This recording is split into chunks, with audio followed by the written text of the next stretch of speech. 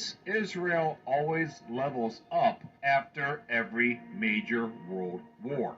For example, World War I was contained within the confines of the 7-year cycle from 1911 through 1918. And in the following 7-year cycle after that, from 1918 through 1925, the Balfour Declaration was declared and all the Jews began returning home to Israel. Then, in the confines of the 7-year Shemitah cycle running from 1939 to 1946, contained World War II. And after that was completed, in the very next Shemitah cycle that ran from 1946 to 1953 was the rebirth of Israel on May 14th, 1948. You see how each level builds upon another? First, the Balfour Declaration called for all the Jews to start returning home to Israel, and by 1948 there were enough Jews in Israel to reestablish it as a nation again.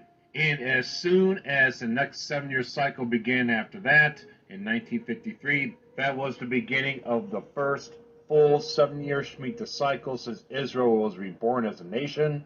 And this 70 years of 7-year cycles ends next month on Nisan 1, 2023. And this will begin the 11th full 7-year cycle since Israel became a nation in 1948. And what do you think the chances are of World War III taking place within the confines of this 7-year cycle from 2023 to 2030? Chances are pretty good.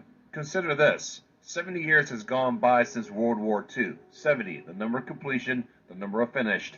And after this 70-year period is complete, then they rev it back up again with World War III. And that just so happens to take place during Daniel's 70th week. There's a lot of sevens in here. God's trying to warn us. You got the 7-year tribulation, the 7 trumpets, the 7 vials of wrath, the 7 seals, all right at our doorstep. The number 7. So with all these sevens in the next 7-year cycle is the 11th cycle, then it's a high probability that this 7-year cycle will also contain the 7-year tribulation period.